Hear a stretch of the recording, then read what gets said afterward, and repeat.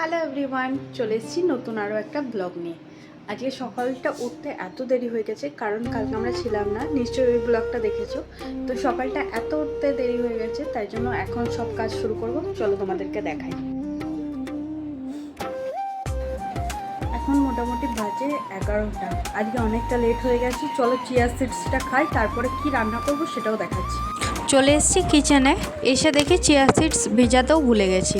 যাই হোক, এখন একটুখানি গরম জল করে নিচ্ছি, ওটার মধ্যে একটুখানি লেবু দিয়ে খাবো। কিছু করার নেই, যথাযথ ভিজাতে ভুলে গেছিলাম। কালকে রাতে এত টায়ার্ড লাগছিল না, ঘুমিয়ে পড়েছি একদম।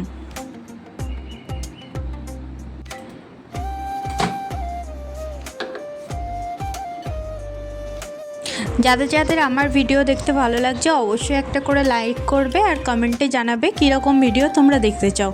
আমি অবশ্যই দেওয়ার চেষ্টা করছি সেরকম ভিডিও। এটা আমার সঙ্গেই হয় কি না, আপনাদের সঙ্গে হলেও একটু প্লিজ কমেন্টে জানাবেন। যথাযথ 3 মাস ডায়েটে ছিলাম না, ওজনটা বেড়ে গেছিলো।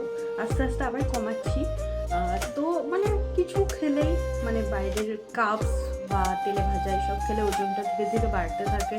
মিষ্টি খেতে পারি না, কেন এরকম আমি সত্যিই জানি না। অনেক কষ্ট করে কমাই, তারপরে যখন বেড়ে যায় সত্যিই খারাপ লাগে। যখন এক এক দিন যখন সেদ্ধ সেদ্ধ খেয়ে পার করি, তারপরে যখন আবার একটু কিছু বিরিয়ানি বা একটু মিষ্টি খেয়ে নিই, তখন যখন হঠাৎ বেড়ে যায় তখন সত্যিই খারাপ লাগে।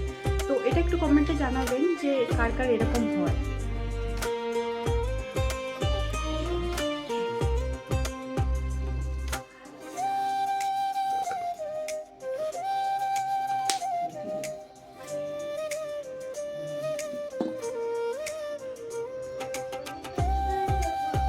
আজকে সেরকম কিছু বানাবো না, আজকে একটুখানি কচু আলুর তরকারি বানাবো। হ্যাঁ, কচু এখন নতুন উঠেছে, তো সেটাই নিয়ে চলে এসেছি। আর একটুখানি ডিম দেবো। জানেন তো বাঙালিরা ফুলকপি আলু ডিম, ফুলকপি আলু মাছ বা কচু আলুতেও ডিম সবেতেই দিয়ে দেয়। যাই হোক, সেরকমই একটা মিক্স তরকারি বানিয়ে দেবো। আজকে আর ভালো লাগছে না। কালকে গেছিলাম দেওঘর, যারা যারা ব্লগটা দেখেনি অবশ্যই দেখবেন, ভালো লাগবে। আজকে খুব তাড়াহুড়ো করে একটা সাদামাটা রান্না করছি। সত্যি বলতে অতটা দূর থেকে ট্রাভেল করে এসে আর শরীরটা ভালো লাগছে না, তাই জন্য হালকা পাতলা একটু রান্না করছি। আর যা যা করি সেটা তো আপনাদের সঙ্গে শেয়ার করি, কারণ ব্লগে দেখাতে হয়। আর আমি যথাযথ বলেছি যে রেগুলার ব্লগ দেবো, তাই জন্য রেগুলার ব্লগ দেওয়ার চেষ্টা করছি। সত্যি বলে রাখি, আমি কোনোদিনও শঙ্খ বাজাতে পারি না। আমি এখন নতুন নতুন শিখছি। ছোটোবেলায় অনেক চেষ্টা করেছি বলতে পারেন, কিন্তু শঙ্খটা না বাজাতে পারতাম না।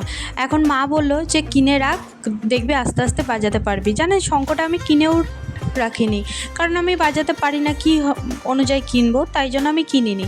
তাই জন্য আস্তে আস্তে দেখছি হ্যাঁ সত্যিই বাজাতে পারছি।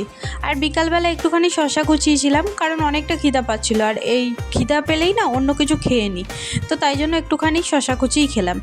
আজকে রাতে সেরম কিছু বানাচ্ছি না, একটুখানি পরোটা বানাচ্ছি আর সঙ্গে একটুখানি কুমড়ো আলুর তরকারি বানাবো।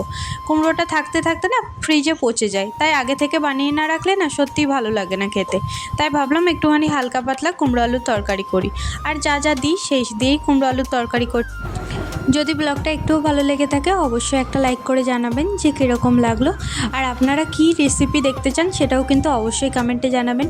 ভালো থাকবেন, সুস্থ থাকবেন, সাবধানে থাকবেন। আরও নতুন ব্লগ আসছে, দেখতে থাকুন আর পাশে থাকুন। আর যারা যারা এখনও সাবস্ক্রাইব করেনি অবশ্যই সাবস্ক্রাইব করুন এবং ফলো করে পাশে থাকুন আমার।